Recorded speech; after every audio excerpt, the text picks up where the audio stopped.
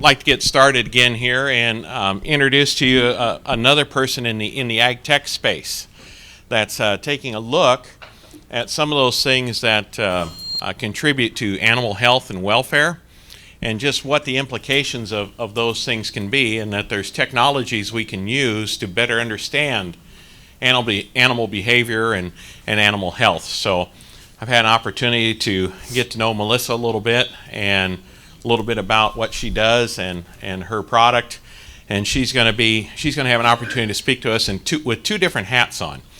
One is going to be right now as an AgEmerge talk, and talking about just what is going on with animal health in that space, and then also as one of our entrepreneurial contestants today too. So I'm excited to have Melissa here. So Melissa, if you would come up, let's give her a warm welcome.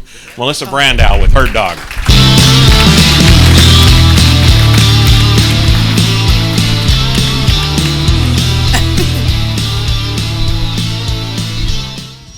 Hello, everybody. I'm really grateful to be here. The speech last night was just really motivating for me, being in this space. So I'm really excited to be here and represent the last group this afternoon. Are you guys ready for some sensory overload, cuteness overload? Oops. So it's a fact, we all love happy animals, right? Rich or poor, young or old, across geographies and philosophies. When we see cute animals doing cute things like this, we all stop and we say, "Aw," and then we tell our kids and our coworkers, and we share these videos and share and share and share. It's pretty awesome, pretty fun. There's something special about happy animals that makes us happy, that makes us feel good, that makes us stop and take a moment and go, yeah, it's all good. So the Dodo is a site that generates, they're a machine of happy animal videos. They generate so much content, it's internet overload. Happy animal videos today almost own the internet. The Dodo gets more than 1 billion Facebook visits a month. Japanese researchers, don't take my word for it, they've said they've researched the impact that happy animal videos have on human beings, and guess what? Happy animal videos, happy animals, they make us happier. They make us more empathetic. They make us stop and wait and pay attention. I know this personally because my own business, when I post a Facebook post and it's something on my business and where I'm going to be, it's business related, we get some user engagement, sure. But when I put a cute animal video up on my Facebook page, the user engagement grows by a multitude of five times. So I know personally that this is a significant impact on the business and really something to think about, right? Oops. So why am I talking about happy animals and happy animal videos? Happy animals to me is an opportunity that we could see in the marketplace, because happy animals can be translated to how producers do their business, how the supply chain makes decisions about the livestock producers that they work with and the quality of the product that they choose and buy. And finally, and most importantly, happy animals, as we have seen from Facebook pages and Japanese researchers, happy consumers love happy animals. This really translates to what we do in the consumer marketplace. So today, most of the time we're talking about healthy products, organic. When you look at shelves in the dairy section or what have you in the supermarket today, there's sensory overload, right? Almond milk, soy milk, chocolate milk, vitamin milk. Yeah, those are all options that consumers have today. But what if happy played a role in consumer decision making? What if happy animals was something that consumers were interested in knowing more about? So a little bit more about me. I'm the CEO and founder, as Monty said, of HerdDogg. HerdDogg is a company that's building a smart tag and an animal science platform for livestock producers. I've been in the space for about 10, 15 years now, 15, yeah, getting closer to 15. mostly focused on rural innovation and bringing that rural innovation to market. I was featured in and recognized by the American History Museum, the Smithsonian Museum in Washington for my work in rural innovation. And I also ended up on a reality TV show, which was fairly short-lived, but gave me the opportunity to take that same platform to the TV space. So that was a lot of fun. HerdDogg's been around for about 3 years, and our focus is really on being able to generate value through data and herd insight for our producers. That's our primary goal. So we create a product called the dog tag, which attaches to the animal's ear and generates biometric data. So ear temperature, activity level, and so forth. And then it also generates environmental information, so ambient temperature and light. That data is then gathered by our dog bone reader, which itself generates metadata related to the animals that we describe as behavior and location-based data. That dog bone can be deployed anywhere in your operation. It could be in a barn, it could be at a watering trough, at a shade tree, and so forth. And that dog bone then pushes all the data to the cloud into individual animal records. You can interact with those tags in the dog bone using your mobile phone or on your web app or so forth. We're really trying to create an animal health platform. So as the data has come in, we've really looked at ways in which we can see new information that's in the data. So for example, milk fever, something that we can easily see in our sensor data. We've been able to build patent discoveries around that. Another interesting thing, temperature-based pregnancy. So when an animal is inseminated, there's a reaction that she has, a biometric reaction that could lead to better insights around fertility. So to dig a little deeper into the biometric side of the equation. So the animal profile has both our own data insights that we're generating, but it also shows you raw data. So in this particular case, what you have here, these squiggly lines, that's accelerometer data, and these are some of the other ones that we have. But when you look at that, even with a human eye, you can't necessarily know that that animal has had a heat cycle. So this document on this side is basically cleaning out some of that information so that you can start to see what an estrus bubble, we call it, looks like.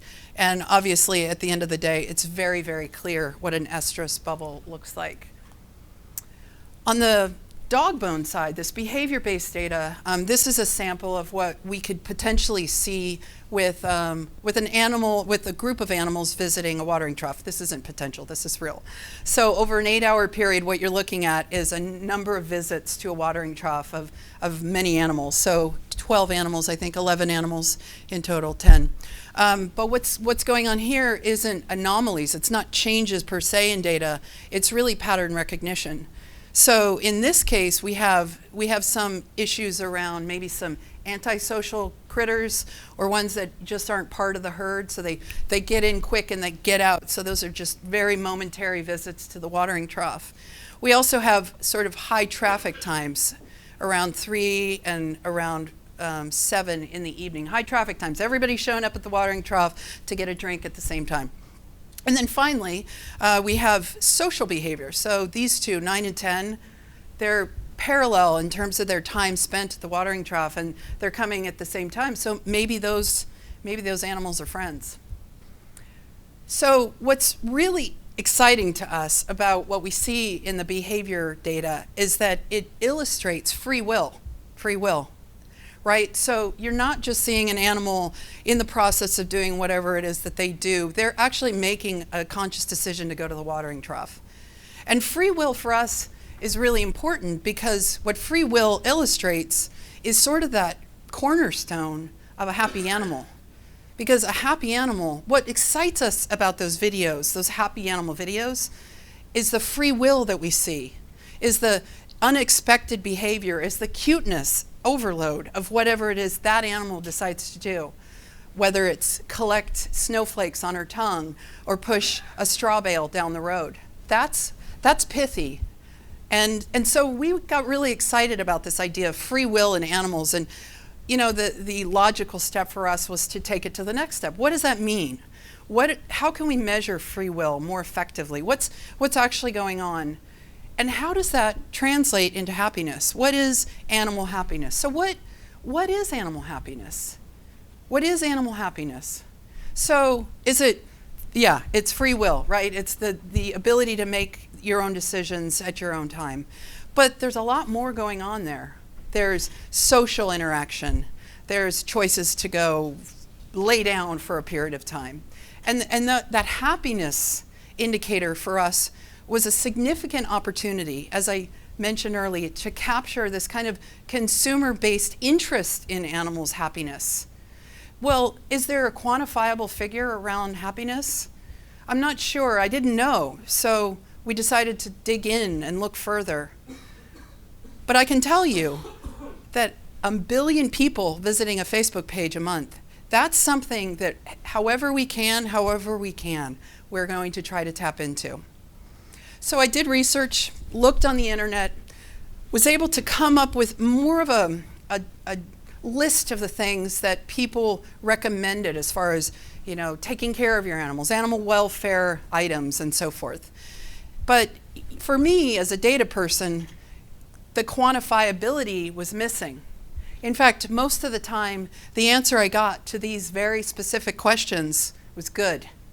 Good animal practices, good health, good pain management. What's good?